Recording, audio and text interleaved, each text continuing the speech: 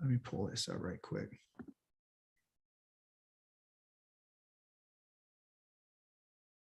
All right. First and foremost, let's look at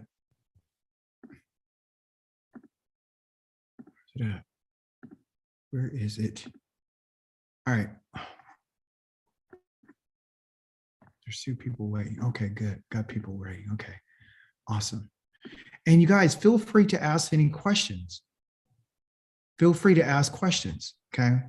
We're going to get into our Torah portion too as well a little bit. Hopefully we'll have time. But I did promise you that I would do this. So let's look at this right quick. Okay. There's a question to asking, like, who is the Jewish people, right? And where do they come from? All right. So here's a couple of different fun facts for us. Okay. In the Jewish Encyclopedia, the 1925 edition, okay, volume 5, page 41, I went there, okay, and it doesn't necessarily have these words like, on my outline right here. It doesn't have this exact phrase here. So I was wondering what I discovered. Did they change it? Because I've been looking for it, right? I look for the 1925 edition. Some of these encyclopedias cost well over $500 to $700 to even get the encyclopedia. So this is where they've been hiding the information. Okay, so the Edom is the modern day Jewry. This is in their encyclopedia in 1925 edition, volume number 5, page 41. We also have that the Edomites were conquered by John Hyrcanus. Now, Hyrcanus or Hyrcanus, he is from the Maccabees family. I don't know if you guys know about the Maccabees, but they're from that family. And John is one of the sons of that family of the Maccabees, who forcibly converted them to Judaism. Okay. And from them, and this, excuse me, from then on, it constituted a part of the Jewish people. Herod, you guys know who Herod is, right? Yes. Okay. So Herod, or Herod the Great, being one of their descendants. Herod is one of the descendants of Edom. He's an Idumean, okay? And then they found that in the standard Jewish encyclopedia, Garden City, New York, Doubleday. You can write this information down, screenshot it, whatever you need to do, okay? Just so you can have it. Now, I've been searching. I found I didn't find the 1925 edition, but what I did find in their encyclopedia, I'm going to show it to you, okay? So we can go over it. Also, too, the New Standard Jewish Encyclopedia of the Garden City, New York, Doubleday and Company, 1977, page 589. It says, on this time, the Idumeans became an inseparable part of the Jewish people. I do have that information as well. Okay, Encyclopedia Judaica, Jerusalem, volume number 8, page 1147. So as we're continuing to see that it's in their books. Okay, so they're telling on themselves. Matter of fact, when they wrote this, I doubt very seriously that they knew that you and I would come along and discover and start asking these questions. Okay, it says, when years before John Hyrcanus, which he is one of the family of the Maccabees, okay, their true name, they claimed to be from Levi, the tribe of Levi, from the high priest. That's what the family that they're from, that's what they claim to be. Their father's name was Matithyahu, okay? It had forced Judaism on the Idumeans and eventually conjectured that the new, though unwilling converts would learn to identify their own destiny with that of his people. That's what Hyrcanus had put, because at that time, he was authorized as a high priest, okay? And that's a whole nother subject. So the Jews in their history, their culture and religion, page 121, Jews began in the 19th century to call themselves Hebrews and Israelites in 1860. That's when they began to call themselves Hebrews and Israelites in 1860. So at the beginning of the 19th century, that's when they did. Now, I did look for this book. It was very difficult to find. I think you have to pay for this one to see it. So I wasn't able to get that one. The Encyclopedia Judaica, 1971, volume 10, 23. I went and searched out. I didn't find what they have here, meaning that this would mean that their ancestors came from the Jordan, but from the Volga, meaning they came from what they call a place called Khazaria, not the Canaan or Canaan, but from the Caucasus Mountains. That's where they came from, once to believe the cradle of the Aryan race.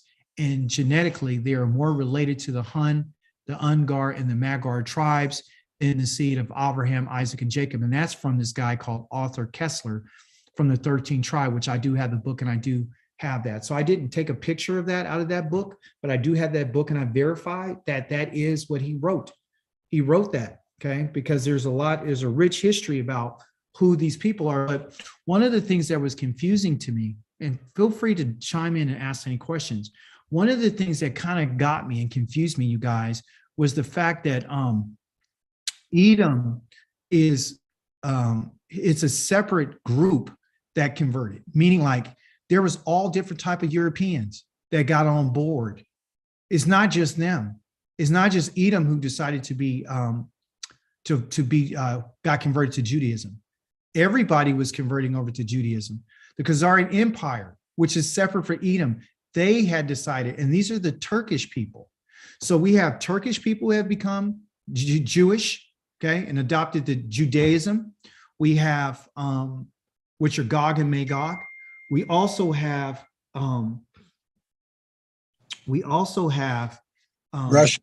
Russia and Poland. We have Germany. So, when we say, well, it's just Esau, right? It's not just Esau. There's a whole group. What they were doing, where they were going, they were running all over the place, okay? So let's get our timeline together so we won't get confused, okay? So that's what I want to share with us tonight, is let's not get our timeline confused about when did Edom actually get converted. So there's a little bit of information that we should go over. And this is stuff that was written by scholars and historians, okay? So the first thing I want to go over, since I'm here, let's just hit it right quick in this Jewish almanac, which Dr. Yared had mentioned this to me before when I had said something. I didn't even know that I said exactly what they said. A brief history of the terms for Jew. This is written, okay, out of the Jewish almanac, okay? This is what it says. Strictly speaking, it is incorrect to call an ancient Israelite a Jew or to call a contemporary Jew an Israelite or Hebrew. The first Hebrews may not have been Jews at all. And contemporary Palestinians, by their own definition of the term Palestinian, have to include Jews among their own people, although in choosing the name Palestine for their homeland, they have picked a name that originally signified the opposite, okay? An enclave of foreigners, a Zionist, in the strict sense, is not an expansionist. The original Zion was only a single hill in Jerusalem, not a whole land, much less from the Nile to the Euphrates, as the maximalists maintain. And so then it goes on to talk about, where does this word Hebrew come from and how is it associated with? So basically what this Jewish almanac is saying, they're telling the truth. The Jewish people don't want to be called an Israelite, and they don't want to be called a Hebrew. They actually want to be called a Jew because that is their identity, okay? Of course, the term Jew is not found in the Hebrew scriptures. It cannot be transliterated. They turn around. There is no letter J, first of all, in the Hebrew language. That's number one. There is no word for Jew. There's one called a Yehud or Yehudi, meaning one who is of Yehuda, okay? But the word Jew is not found in the Hebrew scriptures, okay? So we have that. That's out of their Jewish almanac. That's their information. That's what they wrote, okay? So they're telling on themselves, okay? This right here is I can send you a copy of this if you ask me. It's out of the Jewish Encyclopedia, which is one of the things that I cited when I first started. And what I wanted to do was just briefly read over some information. Now it says, it gives us some history, and I'm going to begin right, let me see. I'm going to start right here. Okay. This is where we're going to start because you and I know this story because we've been in the Torah. It says, when the king of Edom refused to allow the children of Israel to pass through his land, on their way to the land of Canaan, the Israelites were expressly ordered not to wage war upon the Edomites, right? The Creator told them, don't wage war against them because I'm not going to give you any of their country. He says, but to go around their country, and that is in Numbers chapter number 20, verse number 14 through 21. And also, too, is in Deuteronomy chapter number 2, verses 4 through 6. Numbers is when it actually happened. Deuteronomy is when Moshe is conveying to them what had happened to them. So this was the day before he said, you guys are going to go into the land, so let me tell you the Torah all over again, okay? So neither did the king of Edom attempt hostilities against the Israelites, though he proved to resist aggression. Nothing further is heard of the Edomites until their defeat by Saul 400 years later, and that's in 1 Samuel, and that's in chapter number 14, verse number 47. 40 years later, David overthrew the Edomites in the Valley of Salt. So we're giving you some history here. And his general, Joab, slew all their males. That's 2 Samuel, chapter number 8, verses 13 and 14. 1 Kings, chapter number 11, verses 15 and 16. Hadad, one of the royal family from Edom, fled to Egypt, and after David's death, returned and endeavored to excite his countrymen to rebellion. So this in particular guy called Hadad from the Edomites dynasty came back and said, hey, you guys, let's go back and fight. So failing in which he went to Syria, and I don't know what that one is, but Josephus Antiquities, book number 8, section 7 and 6. From that time, Edom remained subject to Israel. Okay, David placed over Edomite Israelites governors or perfect, so he put governors over them, and this form of government seems to have continued under Solomon. So during David's reign, Shaul's reign, David's reign, and Solomon's reign, Edom was under their rulership. Okay, when Israel divided into two kingdoms, Edom became a dependency of Yehuda. In the time of Jehoshaphat, so it gives us the information about 914 BC. A king of Edom is mentioned in 2 Kings, okay, chapter number 3, 9, 10, 13, and 26, who was probably a Judean appointed by the king of Judah. It is stated further in 2 Chronicles, chapter number 20, verses 10 through 23, that the inhabitants of Mount Seir invaded Judea in conjunction with Ammon and Moab. You guys tell me, who is Ammon and Moab, according to the studies that we've been doing? So we see them joining up with somebody and attacking. Who's Ammon and who's Moab? Lineage of Esau. Ammon and Moab are Lot's children. Remember? Moab means from my father. Mo means from, and Av is father. Ammon means of my people. Okay? So these are the sons of Lot that his daughters had with him in chapter number 19 of the book of Bereshith when they left out of Sodom and Gomorrah. Okay, so those peoples later on, they still give them these names to let you know who they are. These are Lot's family. And they joined up with Mount Seir, which is Edom, and they invaded Judea. Okay, and that the invaders turned against one another and were all destroyed. Edom revolted against Jeroboam, which is one of the kings, elected a king its own, and after were retained its independence. So when they rebelled against this king, they maintain their independence, okay? So now you see what's going on. Amaziah attacked the Edomites and slew 10,000 in battle, and 10,000 more were dashed to pieces from the cliffs. Their stronghold, Selah, was taken, but the Israelites were never able to subdue Edom completely, okay? And this is in the Jewish Encyclopedia. Now we're getting down to it. In the time of Nebuchadnezzar, listen to this.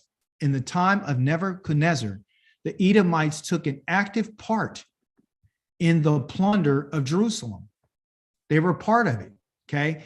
Just like you see, they were part of here, or Ammon and Moab, that we saw in Psalms 83, that they are taking part in trying to get rid of the children of Israel. And in the slaughter of the Jews, okay? So, which this really should be not Jews, I hate that. It should be the people of Yehuda, okay? Obadiah in chapter number 1, verses 11, 13, and 14, which we're going to go over in a moment, is going to give us all the different things that they did with Nebuchadnezzar. Okay, so I'm not going to discuss that right now. We'll give us about another few minutes. It is on the account of these cruelties that Edom was so violently denounced by the prophets. Okay, and it tells you Isaiah denounced them in chapter number 34, Jeremiah, in chapter number, let me see, what is that? 20, I think it's 52 or something. He denounces them, right? Edom is mentioned in the cuneiform inscriptions in the form of Udumi, okay? So the cuneiform here is a writing style that was with the Akkadians, okay? So the cuneiform is a language, not just a language, but an inscription that's used like in Mesopotamia. And so when they put their name up there, they didn't put it as Edom, they used their name as Udumi, okay? And 3 of his kings are known, okay, from the same source. Malacca at the time of Tirgath-Pileser, which he's an Assyrian king, Malik Ram at the time of Sennacherib, which is at the time of the Assyrians, and this Gabri at the time of Asardim, which is another Assyrians. So they were working again with the Assyrians as well. According to the Egyptian inscriptions, Aduma at the times extended their possessions down as far as the borders of Egypt. So they had some influence, okay? They had influence with the Assyrians, they had influence with the Babylonians, and they had influence with the Egyptians, okay? And so they are, we're here, Egypt, and I guess this is the book that is written in Europa, or ASEAN and Europa, page 135. After the conquest of Judah or Yehuda by the Babylonians, the Edomites were allowed to settle in southern Palestine, because what they did is they took possession of the land. Okay, that's what they did after the conquest of Yehuda by the Babylonians, the ones who came in 586. Actually, there was 3 invasions by the Babylonians, but the Edomites were allowed to settle in southern Palestine, which is the land of Palestine. And at the same time, now it's getting a little better. At the same time, they were driven by the Nabateans from Idumea. So they had their own place where they were, but they were driven out of Idumea, which is the name of their land. In southern Palestine, they prospered for more than 4 centuries. So they lived in the land for over 400 years. Okay, so they took a position there, and it says here they call him Judas, but his name is Yehuda. Judas or Yehuda Maccabees, which is the Maccabee family, conquered their territory for a time, and it gives us that time in BC 163. And this is found in the Antiquities of Josephus. They were again, what? When they got conquered, they were subdued by John Hyrcanus, okay? And John is from the family of the Maccabees. He's the great son of Yehuda Maccabees, okay? He's the grandson, right? And so he ended up becoming a high priest, okay? And what they were doing, they was fighting against the Greeks. So it's not just that they were dealing with the Idumeans, okay? It was the fact that the Greeks at this time, just to put everything into perspective, it's 163, okay, BC, right? So it's 163 years before this, this so-called Christ character. He was born in BC 3 or something, but 167. So, the Babylonians had already been conquered. Now, the Medes and Persians are done. And now the Greeks are taking over. You have Antiochus, you have a lot of his sons. You got Demetrius from Syria. You got, Alexander had taken over. And then when he died, he left it to his 4 generals. So this in particular guy right here, his family decided, guess what? We're not going to follow the Greeks' way. So what we're going to do is we're going to fight against them, and we're going to rebel against them. And that's where you get the Maccabean Wars.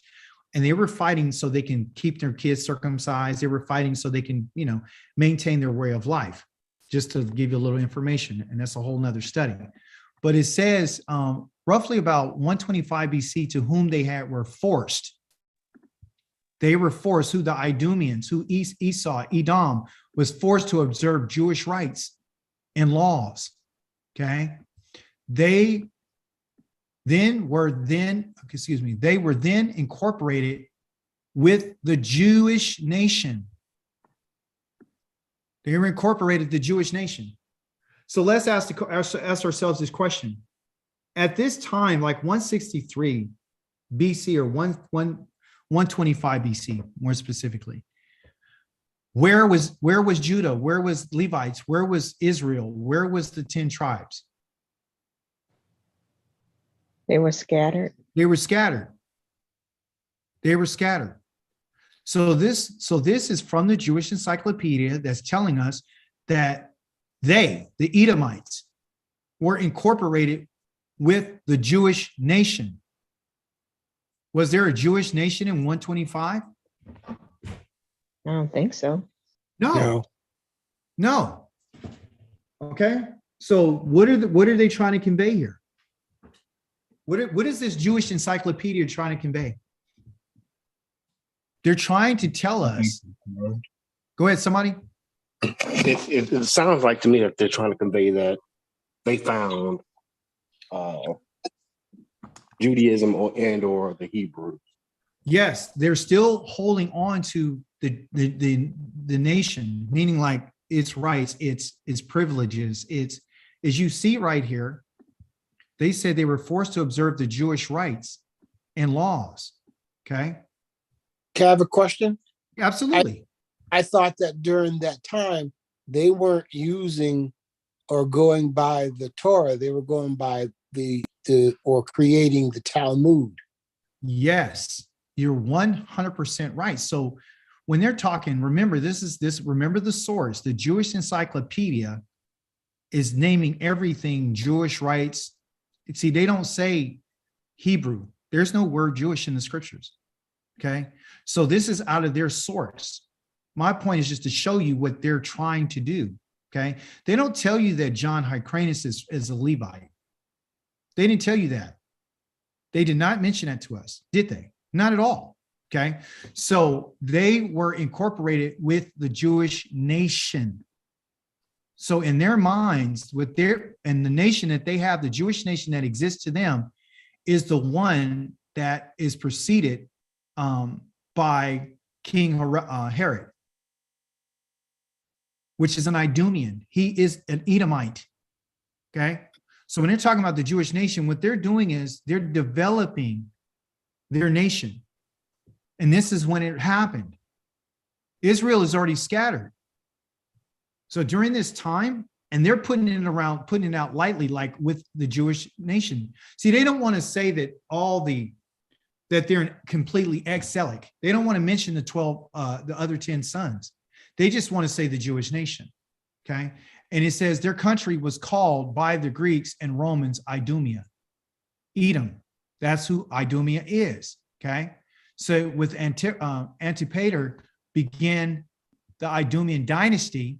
Okay. So this guy, Antipater, began the Idumean dynasty that ruled over Judea till his conquest by the Romans.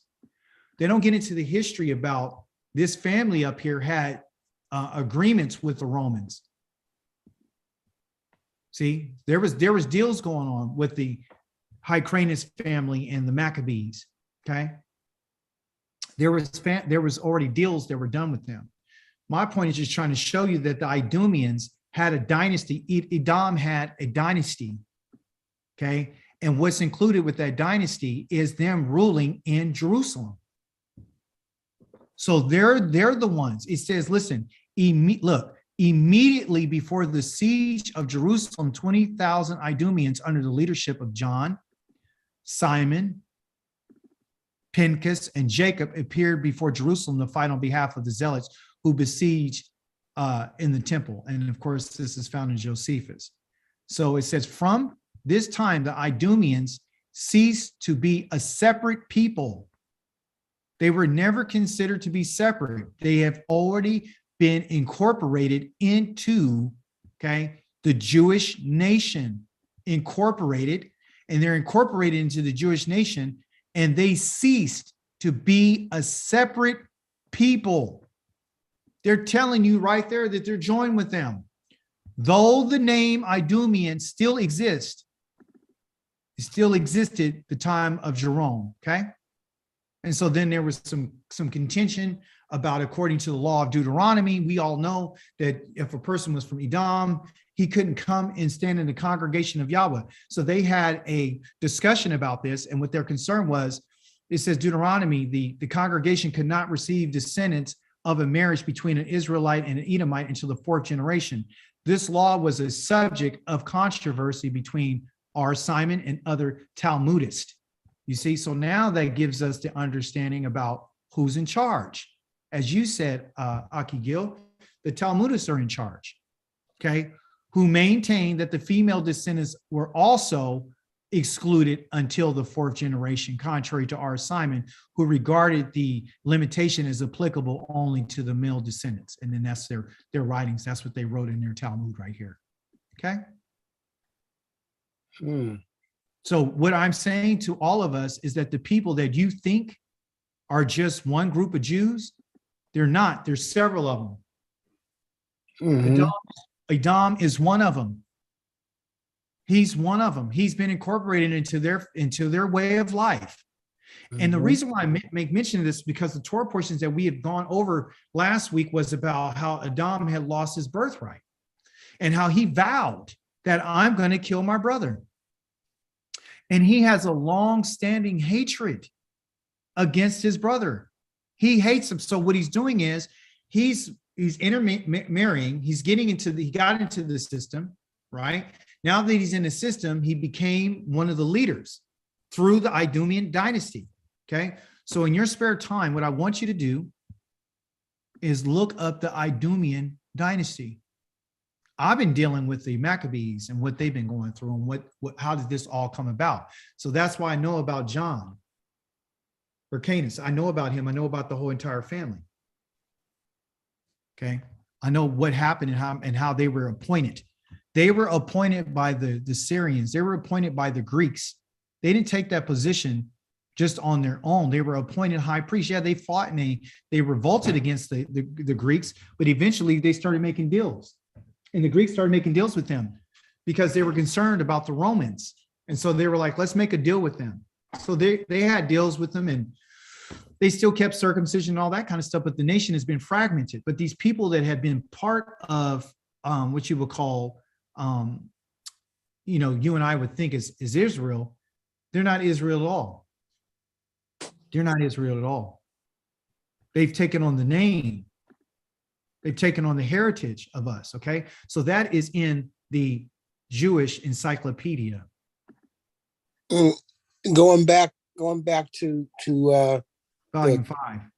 Here it is, right here. Go ahead. Going back to where they came from in Russia, Khazaria, or that was a kingdom that had, from what I remember, their king had to make a choice between the budding Christianity and Islam. Yeah, and he chose to the Talmudic. It wasn't even called that. I don't remember exactly what it was called, but it wasn't called Judaism then. It was called something else. Well, he called it, which you're referring to, there was two stories. Okay, so the first story is Bulan, King Bulan. They said that he converted. There was a conversion that he did like in 740, right? 740, I think AD. Okay, he did it in 740 AD. And they said he didn't completely convert. Okay, he didn't. He was on the fence about it. Okay, and so there's a whole story behind that. But the thing was, he wanted to find out, and his great grandson is called King Joseph, and he wanted to find out. He had a Jew that was by his side. Okay, and the king wanted to know what was the difference between Christianity and Islam. So what the Jewish guy did is the Jew went and he invited a Christian, somebody a bishop, he invited him. And this is one of the stories that he invited this bishop and he asked him a question. The question he asked him was, what is your take on Moses and the Torah? And the Christian said, well, don't let me just say it. Hold on for just a second. I got the book and I know exactly where it's at.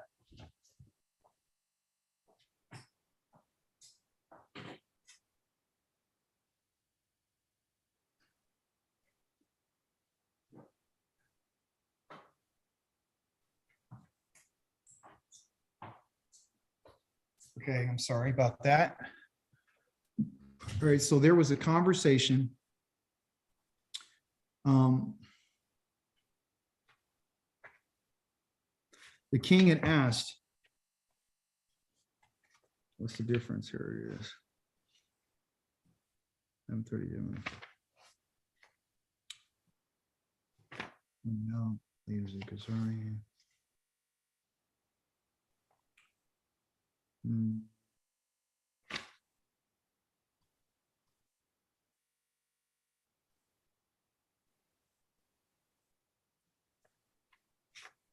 Byzantine conversion took place now generally.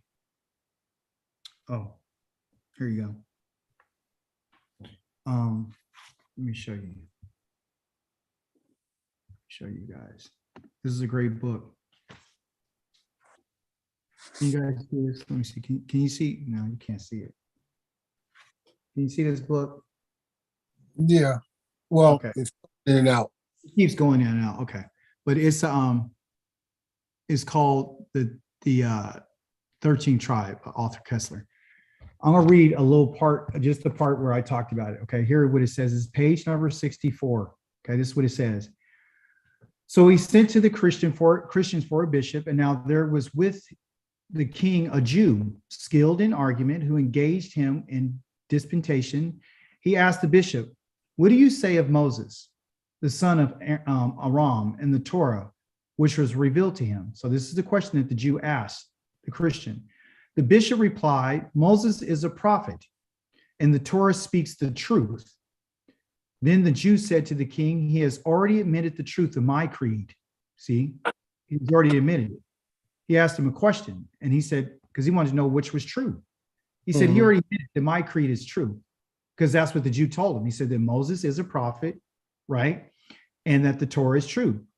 So he has already admitted to the truth of my creed. Ask him now what he believes in. So the king asked the bishop, asked him, and he replied, "I say that JC, the Messiah, is the son of Mary, and he is the word, and he has revealed the mysteries in the name of God." And then said the Jew to the king of Khazars, "He's preached a doctrine which I know not, while he accepts my propositions." But the bishop was not strong in producing evidence. Then the king asked for a Muslim, and they sent to him a scholarly, clever man who was good at arguments. But it said the idea was that the Jew hired someone and poisoned him on his journey so that he died. And the Jew succeeded in winning the king to his faith so that he embraced Judaism. That's one story. Okay. The other story is that he did invite all three. This is what the grandson, King Joseph, said. He invited all three to them. He started asking them questions. And what he found, both of them. And what he asked was, no, it was all three. He asked a question. He called one of them at a time in secret and asked him, "Okay, so if you had to choose between what religion, which one would you choose?" And so the Christian said, "I would choose Judaism, and I would choose Christianity." He said, "Okay." So he put him out, and he asked the Muslim, "If you were to choose out of these three religions, which ones would you choose?" And the guy said, "I would choose, Judaism or the Torah and Muhammad." And so what the king decided was they both had everything in common. So what they call Judaism, the Torah in the so-called Old Testament is the one that influences both of them. It's Christianity's foundation, but it's actually that which has caused Muslims to be able to even describe even having a creed. They get their information from the Torah. So the Torah is the source of all the different religions. They're the source. What they do is they copycat our Torah, you see. So that was what was going on with them. This is a great book. I would recommend that you get it and read it. At first, it's a little slow, because you don't want to hear about the Caucasus Mountains and all that kind of stuff. But eventually, you start kind of getting into it and start really hearing, author Kessler's talking. I think that's important because that king in that area was very rich. Yes. And that wealth translated into going into Judea, yes. as a bunch of, like you said, there were people there that really weren't Jews per se, Right.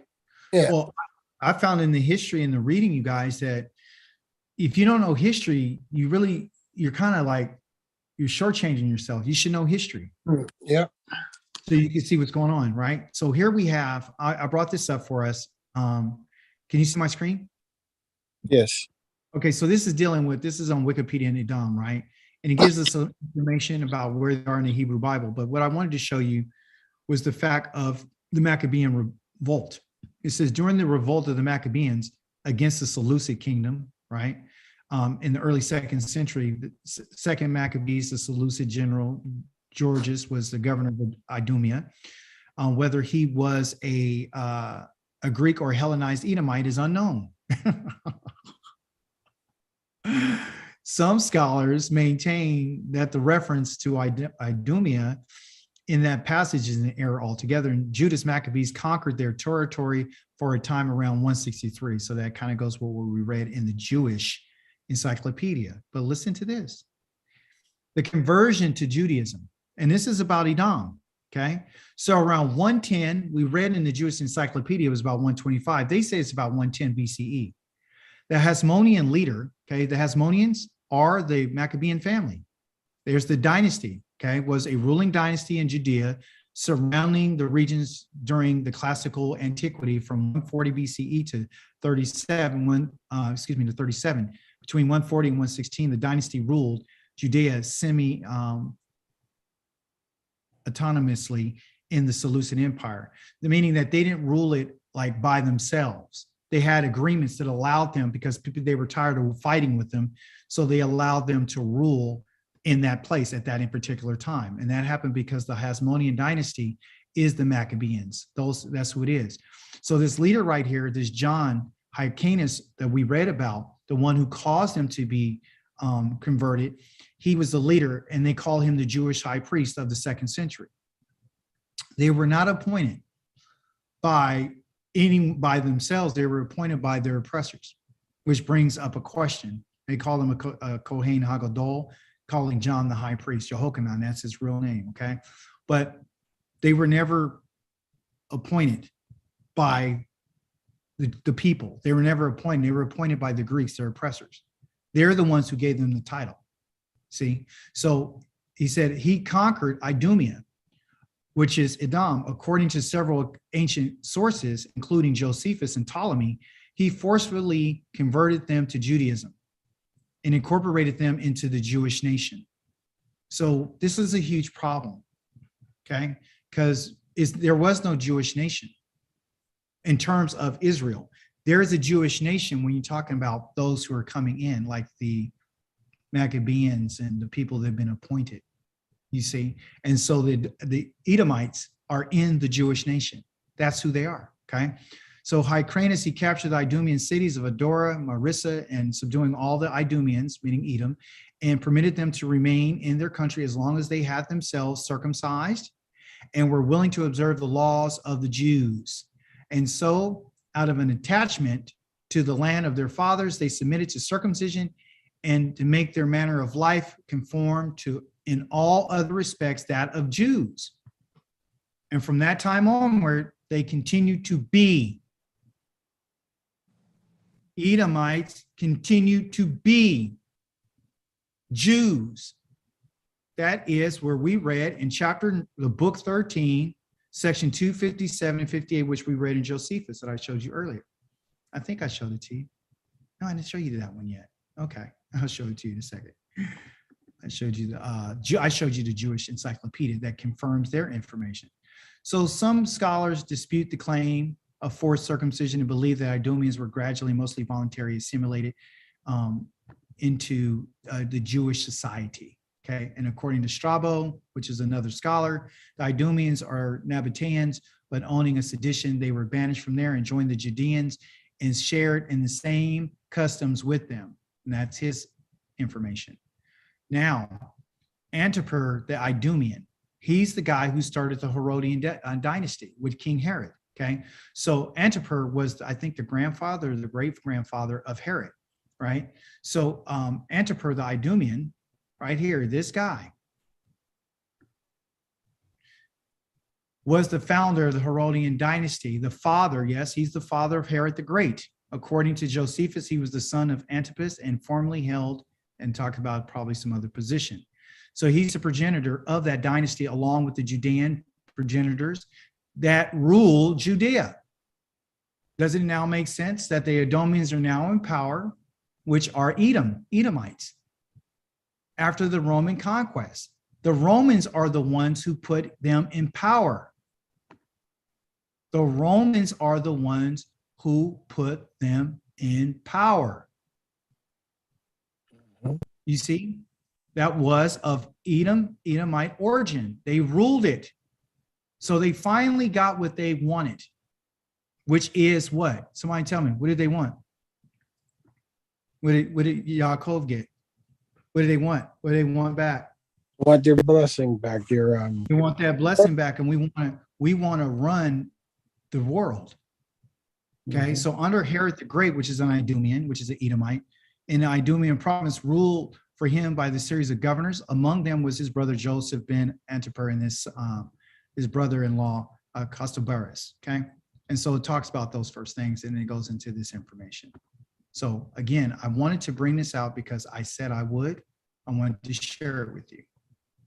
Okay, and then of course here's the Hasmonean dynasty, which I talked a little bit about, and is also in the Josephus, his writings, which they have Judas Maccabees, and they tell you about their brothers and their sons and so forth and so on. And where are they? Oh, here they are, right here. Okay, and so here it is. Their common languages that they were doing, okay, was the Old Aramaic, Koine Greek, that was their official language, and Biblical Hebrew, liturgical, meaning that they only used the Biblical Hebrew when they had to go and search what the Torah said. Other than that, they were speaking Greek and Old Aramaic. They were during the Second Temple period, okay, the Judaism. That's when Judaism began to take off, in the Second Temple period. So when you talk about the scribes and the Pharisees, Josephus describes the Pharisees and the Sadducees and the third group, the Essenes. And he says that they're all different three sects, meaning like the Pharisees believe that, you're going to be, there's things that can happen that the Creator can cause, but there's things that you have to be responsible for. The Sadducees believe that it's 100%, you're responsible for everything. There's no causative. There's nothing can be caused. You're responsible for good and evil. And then the Essenes are different because they believe that everything is caused by the Creator. So they got all different ways of thinking. I mention that because the Second Temple period is when Judaism started. And therefore, if Judaism started in the Second Temple period, which this is not the official Second Temple period, it's when Herod the Great, when he built that temple, you understand, when he got back in power, when they put that Edomian, that Edomite in power, the Second Temple period, they created Judaism, which you have your sects of Judaism, and you have the Sadducees and the Pharisees and all these different things. A lot of Hebraeans and Christians then take that position and say, well, that's what Christ was fighting against when he said that you guys are doing these laws and stuff and you guys are adding, and they said that they were adding the Talmudic laws, which is probably true, okay? But it still doesn't validate the fact that JC, again, was nothing but, if he was indeed even somebody like a prophet, okay? But my point is to show you that Second Temple period, Judaism was created at that in particular time through Herod the Great, by them putting him in power, okay? And so here are the names. Sometimes they call him a prince. This is what they were calling the Hasmonean people, right? The prince or the Basileus, which is Simon Thasus, John Hyrcanus. Then you have Aristobulus, you have Alexander, Janaeus, Solomon Alexander, and so it goes on and on and on and on, right? When they were doing, and then after they turned on them, then they put Herod in place after they broke their agreements. So going through the history, you find out there's a lot of agreements that have been made, and there's a lot of agreements that have been broken by these people, okay? What else did I want to show you? Oh, here it is. Can you guys still see my screen? I want to show you this right quick. All right, so let's quickly go over this. This is a quick outline of what Edom did. Let me see, you guys can't see it. Let me see. No. All right, so let me get back in here and let me show it to you. All right, so here's a quick outline, and this is found in the book of Obadiah. Okay, it tells you exactly verse by verse what happened. I like this because it just outlines everything for us. Okay, so verses 1-9 over on your left-hand side of the screen here, what we're going to see is verses 1-9. Okay, it tells you in verse number 1, they will be despised. In verse number 1 and 2. Okay, yeah, this is what the Creator's telling the man prophet Avadia. His name is really Avadia, meaning the servant of Yahweh, not Jehovah. Okay, he said that they would be despised, verses 1-2. They would be deceived, verses 3-5. Why? For the pride of their own heart, they have deceived thee. They will be destroyed. Why? I shall not destroy the wise. Shall I not destroy the wise men of Edom? And then it says they will be dismayed. So they're going to be despised, they're going to be deceived, they're going to be destroyed, and they're going to be dismayed. Okay? In those first 9 verses. Verses 10-14, it talks about the reasons behind the divine judgment. This is a result. So he tells you the results of the judgment first, and then he's going to tell you the reasons for it. The reason is because they showed indifference to Israel in verse number 11. They identify with Israel's enemies, meaning Babylon, which we read in the Jewish Encyclopedia. They went and they helped and they killed Israelites, their brother. They looked with pleasure on Israel's difficulties. They rejoiced over Israel's defeats. They spoke proudly against Israel. They joined in attacking Israel. They robbed Israel. They cut off Israel's way of escape. When they tried to escape, they were the ones who blocked them. They handed Israel over to captivity. This is what they did. So that's the reasons for the divine judgment, right? Got the results, we got the reasons, and we have the righteousness of divine judgment, meaning in verses 15-16, it tells us Edom's future, their reward. He says, as thou hast done, it shall be done unto you. Their revelry, right? Meaning as you have drunk, so all that the heathen shall drink, because I'll make everybody drink this cup, okay? And he goes, because they drank to a victory. They drank, when Israel went down, they were happy and they celebrated. Their restoration here enjoyed by Israel. Now it's going to talk about what is going to happen to us. There's a restoration that's going to happen to Israel, verses 17-21. This is only one chapter. So it tells us that the house of Jacob shall be holy. They will be set apart and they will have their possessions restored, and the house of Jacob will receive the birthright. Okay. So this is the reason why they were going after it. As you said, Aki, that all they were going after is the birthright. That's what they want. They want the land, they want the promises, they want the relationship. So they took the relationship. When I told you that Edom, he considered everything to be a ruin. Like he thought he meant nothing until he lost it. And then when he lost it, he wanted to gain it back. So that was his opportunity.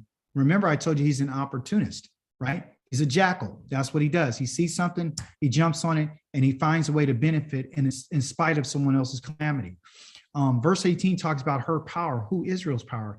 The house of Yaakov and Joseph, the house of Yaakov will be a fire, and the house of Joseph will be a flame. The house of Esau will be destroyed. And then it talks about not only her position, her power, but also her possessions. United Israel. Israel will spread north, south, east, and west, and they will possess these lands. Righteous judges from Israel will judge Esau. Okay, that's what's going to happen, because Esau's nation will be destroyed. But who the kingdom belongs to? The kingdom belongs to Yahweh. And Yahweh gives the kingdom to whoever he wants to give it to. Okay. And then I had some documents here to share with you. This is in Josephus. Just give me 5 minutes. Chapter number 9, Josephus, and this is in book number 13. It said how after the death of Antiochus, Hyrcanus, the one we've been talking about, John made an expedition against Syria and made a league with the Romans. See, told you he was in league with them concerning the death of King Demetrius and Alexander. Okay, so all these other kings that they're mentioning is the king of Syria. Okay, because there was a death, and they had 2 sons, and one was Demetrius, the other was Alexander. He says, but when Hyrcanus, this is John, heard of the death of Antiochus, okay, he presently made an expedition against the cities of Syria, hoping to find them and destitute of fighting men, and of such were able to defend them. Okay. However, it was not until the 6th month that he took Medaba, that not without the greatest distress of his army, after he took Samega and the neighboring places, and besides these, Shechem and Gerizim and the nation of the Kuthians who dwelt at the temple, which reassembled the temple, which was at Jerusalem, in which Alexander permitted.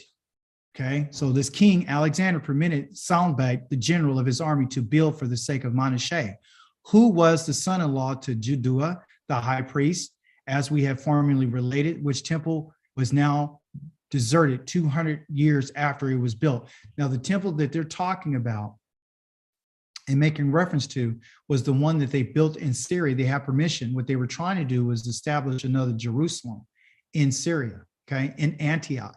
Doesn't that sound kind of strange, especially when you and I were told that the first Christians were called Christians from where? What place? In Antioch, okay?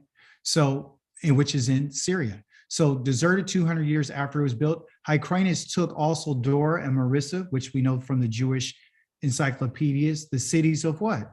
Idumea.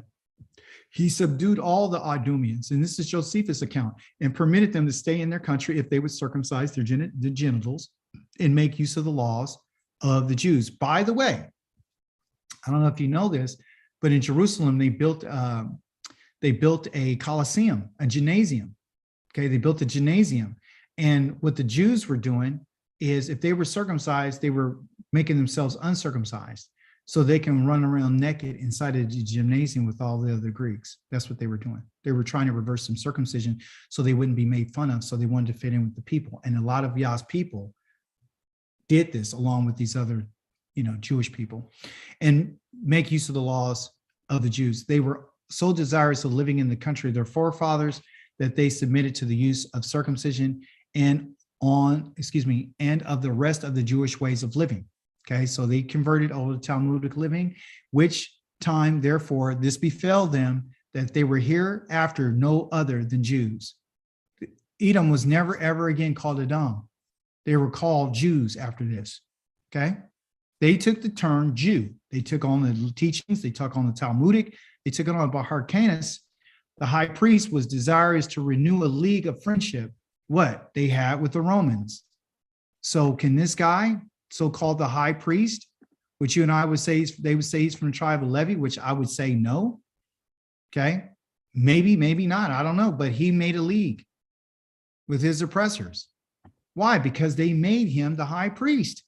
Accordingly, he sent a delegation to them, and when the Senate had received their epistle, which you can find in your New Testament, they made a league of friendship with them after the manner following. Okay, so they made a league of friendship, and this is how they were able to stay in power until that in particular agreement got broken, and then they got rid of them, and then the Romans put in not the Hasmoneans. The Hasmoneans got out of there, and they put in that dynasty. They put into Antipater Herodian dynasty got put in place by the Romans. Okay. Finally, this was in our book that I read in the 13th tribe. It says Joseph. This is talking about the king, because one of the Jewish leaders, and he was part of an Arab caliphate. And he wanted to find out if there was another Jewish nation that was being independently ran, which is in the Khazarian Empire. This king, his name was Joseph. He was a great grandson of King Bulan. Joseph then proceeds to provide a genealogy. In context, this in particular Jewish rabbi that was in Spain was writing correspondence letters over to him to find out whether or not it was true that there was a Jewish, nation that had people who were following the stuff. So if you can see right up here, I didn't print all of it, but it says they were exchanging friendly letters. Okay. And so this king, he's responding and he says, though a fierce Jewish nationalist, proud of wielding the scepter of Judah, meaning they figured that they're going to take over the tribe of Judah now. Okay. He cannot and does not claim for them Semitic descent. So this king right here, Joseph of the Khazarian Empire, he might be talking about how he's really with the Jewish nation and he's a Jewish nationalist and he's proud of wielding the scepter of Judah, because that's what he said in his letter. He says he cannot and does not claim for them the Semitic descent, the Khazars. He traces their ancestry not to Shem, but to Noah's third son, Japheth, and more precisely to Japheth's grandson, in which you find in Genesis chapter number 11, I believe, 10 or 11, Togarmah, okay? Togarmah really has an H on the end, but they got Togarmah. He was the ancestor of all the Turkish tribes. So we not only do we have the Edom, right, our brother who turned around and did what he did to us, but also too, you have a people who were proselytized and actually they converted over to being Jewish. So that's why I said I don't want you to be confused, because it's our the Khazars, okay, they're not Ashkenazi. The Khazars are not. You think it's only one Jew. They tried to take over. I'm trying to tell you, there's Jews that are all over the world. Okay, they got the Karaite Jew, they got Jew, not Israelite. Okay, they got the Yemen Jew, they got the Turkish Jews, they got the Idumean Jews. You see what I'm saying to you? They got the German Ashkenazi Jews. So our people have been focused on the Ashkenaz. There's other Jews. Okay, but we know that the Ashkenaz, right, are they call themselves Ashkenaz because that's where they had migrated from Germany. But as you know, our people, they were in the land of Palestine for 400 years. Our brother Edom, okay, he says, we found in the family of our registers of our fathers, this king and saint is, Joseph asserts boldly that Togarmah had 10 sons, and the names of their offspring is this: Olger, Dursa, Avars, the Huns, the Besalai, the Tarniak, the Khazars, and the Zagora, and the Bulgars, and the Saber, okay? Those are the sons of, which you and I didn't get this information in Genesis. The Most High did not reveal to us what the name of those sons are, but now we got the names, and that's why I put this up here, because this is an actual document that proves that the Jews from Zechariah, okay, are of Turkish origin, and they are from whatchamacallit, they are from the Turks, okay, and they are from Japheth's line. When you look in Genesis, it's going to tell you that Jacob's son is Togarmah, okay, and they're all Turkish people, tribes, and these are the names of those sons.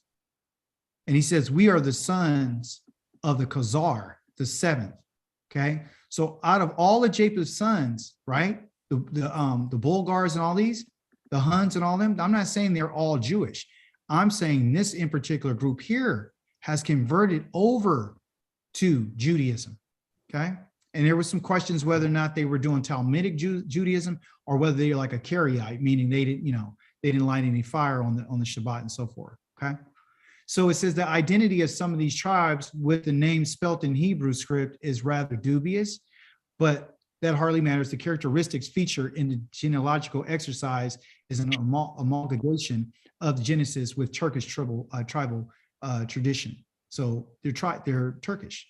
Okay. So that's who we're dealing with as well. One last point. In summing up the Hebrew sources on the Khazars, okay, page number 81 of the book of the 13th tribe, that have come down to us, one senses a mixed reaction of enthusiasm, skepticism, and above all, bewilderment. A warrior nation of Turkish Jews must have seemed to the rabbis as strange as a circumcised unicorn. He's being funny. During 1,000 years of dispersion, the Jews have forgotten what it was like to have a king or a country. The Messiah was more real to them than a Kagan. So he's making reference to them as a people. As a postscript to the Arab and the Hebrew sources, now he's talking about all these different sources that he has to prove that these Khazars, okay, are converts. He says a postscript to the Arab, because there's information from the Arabs on this, called Masudi. There's also the Hebrew sources, which is the Jew that I just said who was writing letters to this king. Sources relating to the conversion. It should be mentioned that apparently earliest Christian source antedates them both. Okay, so this is prior to them. It says that some date earlier than 864, the Westphalian monk, a Christian Druthamar of Equintina, wrote a Latin treatise, exposito, in the Evangelium Matthaei, in which he reports that there exists a people under the sky in regions where no Christian can be found, whose name is Gog and Magog. What does this remind you of?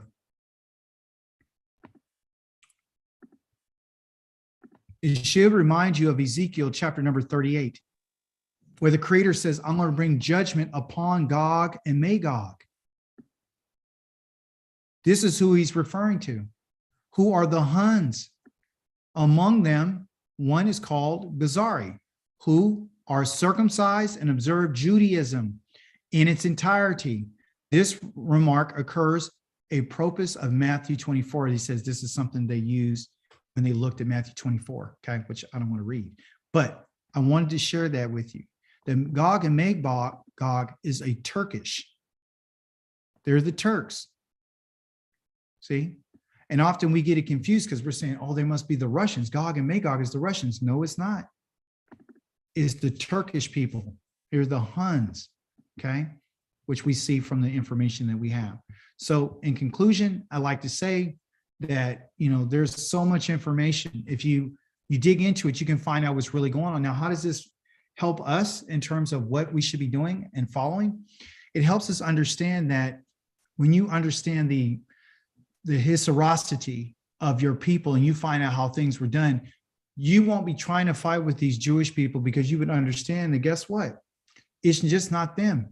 They're just on the scene. And there's a whole bunch of information about how they got into banking and all this kind of stuff. But for us, you need to know your history. You need to know. So when Yah says, I'm going to come down and I'm going to destroy, right? In Isaiah 34, he says, I'm going to come down and I'm going to roll the sky back, and I'm going to come back and I'm going to destroy that which is in the heavens. I'm going to come down to Edom first. This is the reason why he's coming to Edom first, is because what Edom did to us, but also too, what Edom has done is they perverted the Torah. That's why he's visiting them. That's why he says that he hates them. And this is why he says that he's forever angry at these people. He has constant indignation against them because they perverted his words. The Talmudic teachings are perversion. The Mishnah, all of these things are perversion of the original Torah that was given to the children of Israel. So they hijacked our heritage. That's what they did. A lot of people don't like when I say that, but it's the truth. I have documentation to prove it. I'll argue anybody this. You see, any questions? Hope you guys found that to be interesting. Well, I read Khazaria was conquered by Russia. They were, but also too, when they got put out of their land, check this out, when they were dispersed, because they did get defeated, right? When they got defeated, they didn't stop with the Judaism. They actually expanded it into their settlements in Russia and Poland. That's why a lot of those Jews are Polish. Like if I look up, go look up Benjamin Netanyahu, and you'll see that his father's name is Mikalski. They're Polish. Mm-hmm. You see? So that's where they come from. So when you talk, so there's not only the Ashkenaz, there's not only the Sephardic. The Khazarians were the people, they weren't really a scholarly people. The scholarship came from the rivers of Spain. That's where this scholarship came from.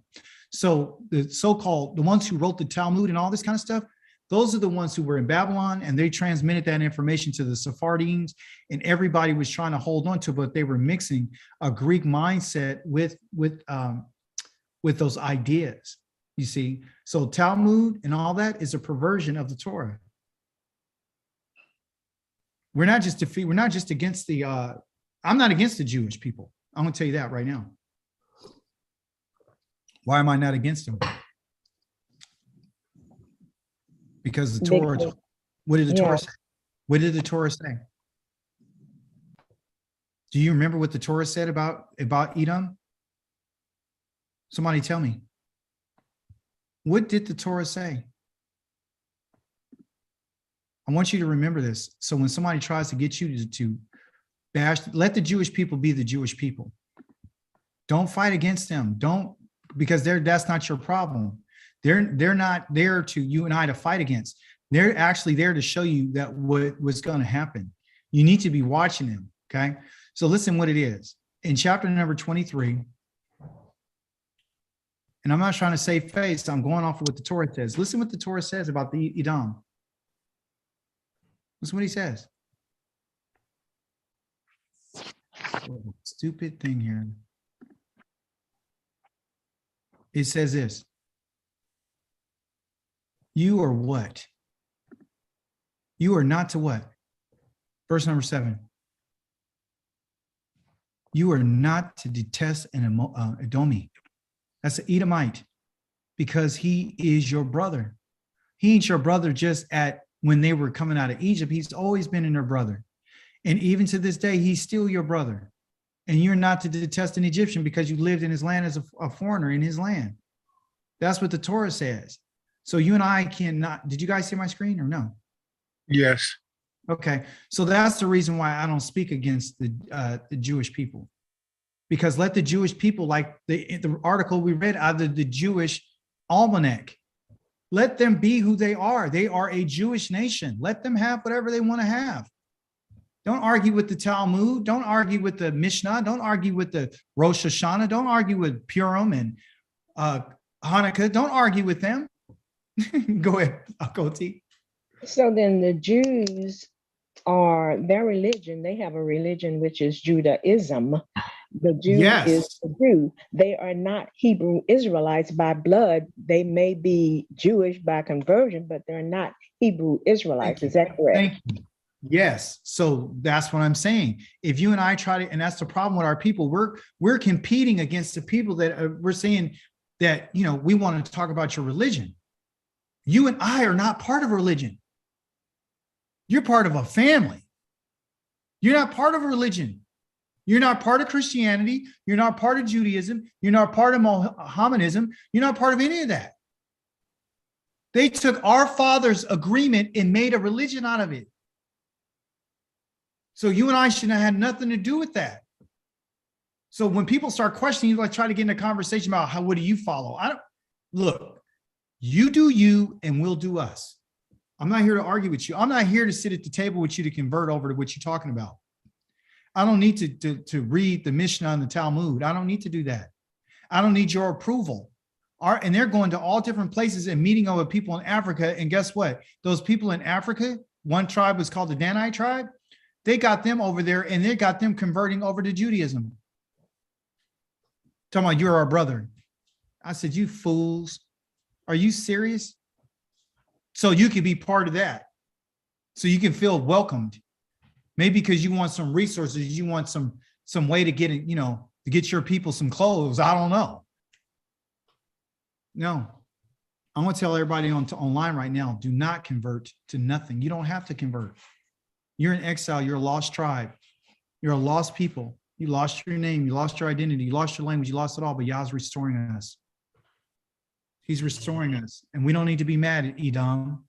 We need to thank Yah for Edom, because the very thing that he took away from us, right? And he tried to hide from us, our Father is giving it back to us. See, no matter what he does, you and I are still going to win. No matter what happens, you and I are still going to win. You're going to still win.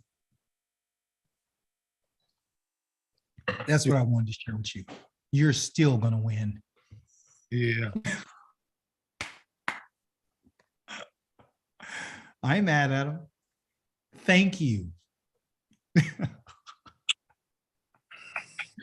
Anybody else before I let you go? I want to hold you guys tonight.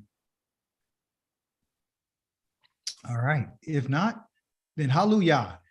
Just wanted to share with you that. So, hey, include that in your guys' study. Like you're doing the Torah and you're doing the Psalms, and you're doing the Haftarah. When you get some spare time, do some research on you know, the Hasmonean dynasty.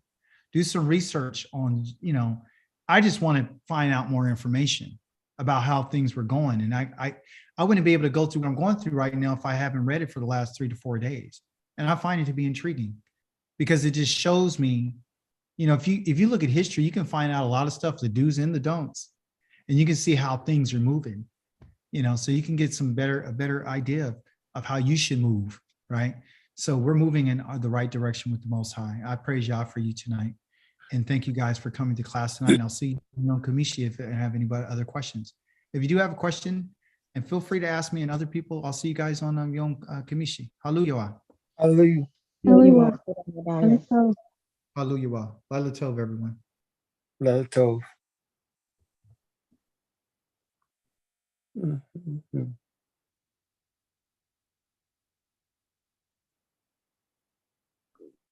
Good night, Dr. Yared. Good night. Good night. Good night, man. You have a good one. You too. You too.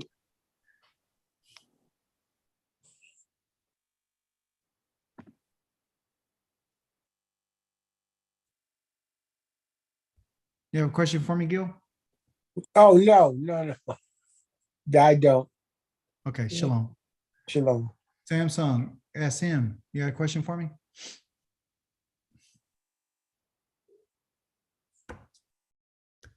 Samsung, you hear me? Samsung. I'm sorry, I'm trying to drive this